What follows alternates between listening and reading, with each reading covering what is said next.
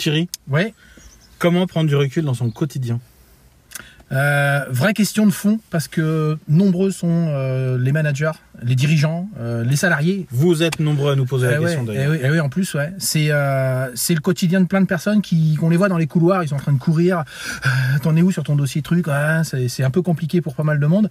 La prise de recul, c'est assez compliqué, surtout quand on est quelque part où on ressent qu'on est envahi de toutes parts avec des sujets qui nous tombent dessus, qui viennent pas forcément de notre propre service ou de notre propre domaine d'activité, mais qui viennent des autres, les nôtres. Donc tout ça, des fois, c'est un peu compliqué, y compris la vie perso et la vie pro, les deux mélangés, on sépare pas les deux. Enfin, c'est compliqué de le faire en tout cas. Voilà, c'est compliqué. Faut bien faire le mélange, mais prendre du recul, c'est pas simple tout le temps. Moi, j'utilise un truc super simple depuis très longtemps. Je fais du stop and go, c'est-à-dire que quand je sens que ma tête, elle sait plus trop sur quel dossier, je papillonne, où je fais un peu comme les abeilles, là, je vais de fleur en fleur en disant, je travaille sur ce dossier-là, et puis une demi-heure après, je me dis, ouais, mais celui-là, il est super important, donc je bascule et je replonge sur un autre dossier, etc., etc. Et ça, c'est perte de temps, perte d'énergie, et on n'avance pas, donc les dossiers sont pas correctement mis en œuvre. Donc le plus dur, c'est de gérer l'agitation. C'est ça. Et après de se recentrer. C'est ça. Alors du coup, tu fais comment? Alors le stop and go, moi dans mes bureaux, j'ai toujours eu des grands tableaux blancs, des grands, vous savez, avec des marqueurs indélébiles là, parce que j'ai toujours eu au moins grand Velleda. Ah oui, un indélébile. C'est pour piéger les débutants. L'écoutez pas en matière d'achat, ça va pas le faire.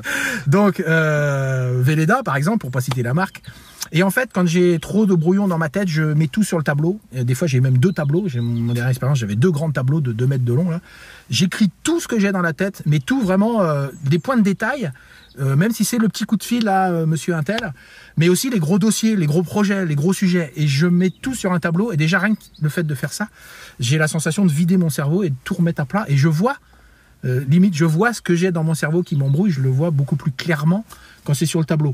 Après, l'étape qui suit, je regarde bien l'ensemble et je resélectionne les 3-4 sujets sur lesquels je vais bosser pour avancer. Et en fait, mon tableau, il est régulièrement laissé comme ça. Ça peut durer peut-être une semaine où je laisse. Alors, je fais attention qu'il n'y ait pas tout le monde qui vienne voir l'ensemble des tâches que j'ai à gérer, parce qu'il y a un moment donné où ça ne regarde pas tout le monde. Mais il n'empêche que je sélectionne. S'il y a des rendez-vous, des commerces, enfin, si vous avez des clients, des fournisseurs qui viennent dans vos bureaux, et que vous avez ce genre de choses, c'est ailleurs, c'est dans les salles de réunion. Ça marche pas, quoi. Ouais. Donc je fais comme ça, je resélectionne les priorités et je retravaille dessus, ce qui fait que ça m'éclaircit le cerveau.